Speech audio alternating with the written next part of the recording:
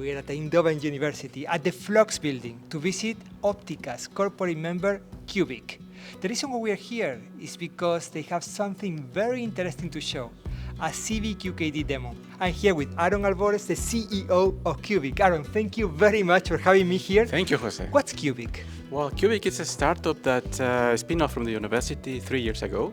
So we've been working in stealth mode for a year, trying to develop photonic integration for a very practical implementation of CV-QKD systems. So we think that we are bringing the system complexity into a practical implementation that everyone can use quantum secure communications in the near future. We have already quite many companies in the ecosystem developing CV-QKD solutions. What's different with CubIQ?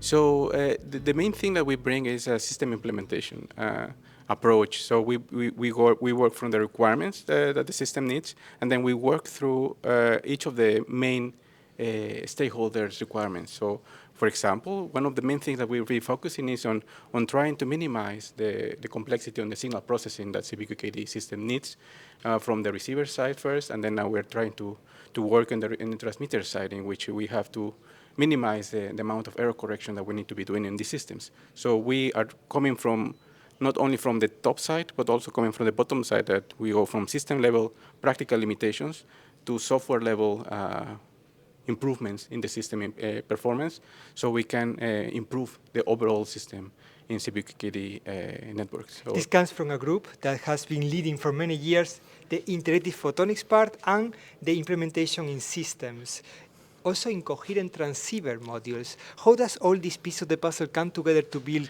something unique at CubIQ is? Well, that's a great question. So when we look at the problem for the first time, we saw that the system is basically a coherent transceiver or coherent transmission system. So, and what we look at is what are the main limitations to work within a quantum level communication system. And the thing that we found is that the system signal processing has to improve. So that's where one of the main key know-how that we bring is that we optimize the signal processing in order to make it fit into a small form factor powered envelope. So that's the main thing. So we bring know-how from photonic integration, packaging, and also from signal processing to bring this into light. I came all the way here because you told me you have something very special to show me. What are we about to see? So what we are going to see is a CV-QKD real-time receiver. A CV-QKD real-time receiver. Working in a system implementation. So we are showcasing this through fiber and not only through back-to-back communication. So yes. We are using transmission. And why is this important now? Because nowadays you have the power of quantum computing becoming stronger. So now you have to be protecting more the data that you are going to be communicating with. So Aaron, we made it. Let's go. Let's go. Here we are, and I'm meeting one of the co-founders. Chigo, thank you very much for having us. Thank you very much for making the time to visit us What today. are we about to see? Aaron already told me that we have a demonstration on CV-QKD system. He's quite right. So what you're about to see today is the first real-time demo of CV-QKD, working with a real-time BOP, so the receiver side. So we have now a number of engineers that are developing the quantum random number generator, transmitter and receiver, and all the post-processing that is required to be able to make the system work, helping us to deliver the very first stage of our products by the end of the year. It really feels like a startup here. I'm really, really excited. Let's get the demo going. See, what am I looking at? So this is an FPGA as well, which is detecting the signals coming from a laser. And this laser is being split in 8 times. So, and these are detected with a set of balance detectors that are being read, the signals with the FPGA that we are using to detect the randomness. So all of this is just the front end of the quantum random number generator, and then we have a very specific processing in the FPGA to recover that entropy or that amount of randomness. Excellent. So once you have the random numbers being populated, you will actually feed them into the communication link. Into the communication system. So let's go back to the communication link. So now we have a set of random numbers being fed to Alice. What is Alice going to do with them? So Alice receives the random numbers and puts modulation on top of it. So we use a very sophisticated way to modulate using IQ modulation, and that's why we use this IQ modulator. Excellent. This is the beginning of a roadmap in which we will be able to integrate the random numbers, the modulators, and the electronics into a chip. Correct. So this is the transmitter, but we came here to see a CV-QKD receiver. Yeah, So correct. let's go and see it. Let's meet Bob. Yeah, Bob is just laying here. So one thing that is very important to notice is that any quantum receiver has to be very well calibrated to the electrical noise or to the noise. So that's why we have implemented in our system a switch that basically Yes. turns off the signal, and then from that in that time slot we can calibrate our system. When the system is calibrated, we receive the signal, and then from there we can do post-processing using our GPU. Yes. And you can see here that we are recovering the signal in real time, so we are recovering the frequency, the phase, estimation of dispersion, and all of the signal processing steps that you need to do for coherent detection. So this is a real-time signal being detected, a quantum signal being detected at the moment. That was really cool, but I must say, I didn't really understand any of that. So let me bring my quantum expert so he can explain you better. So here we are monitoring the power of the system. Yes, here we are monitoring the power of the system after the reception on Bob's side. This is the power being received by the CV-QKD detection system that Bob represents. Yes, it's the power being received in real time, transmitted directly into our GPU, and this is what we see. And here, Here we have our noise floor. This is what we use to check the security of the system. If it's above a certain threshold, we need to abort the protocol.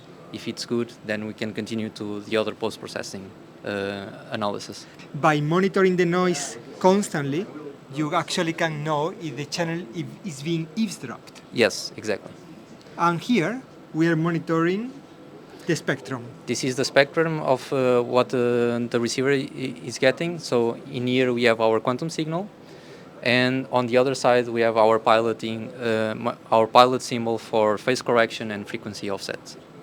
And this is used in real time to do this post-processing. What is the novelty on this detection? The novelty is mainly that all of this is implemented into a GPU. So we have the DSP algorithms running from the PCI card to the GPU, and then we also do all of the parameter estimation, error correction, and Brava simplification all in one. Fantastic. So, Chigo, Aaron, what's next? Next is that we want to shrink all of these systems into a photonic integrated, electronic integrated circuit. This circuit is a sub-assembly that allows us to immediately get into the form factor. This is where the market is, yeah? OSFP28. Yes. That's where we're going. So all this will be fit into a pluggable. Into a pluggable the size of a USB stick. That's how we explain it, so that people understand the dimensions that we're talking about, the challenges of doing that. And of course, for us as a startup company, it's about setting up the supply chain and the right partnerships to really get into the market. So that's a part of our go-to-market strategy. In stage 3, we're going to shrink it down into a single photonic chip, where we then put it into a pluggable, and that is where we're ready to enter the market, because this is the form factor that fits into the data centers that need to work with this.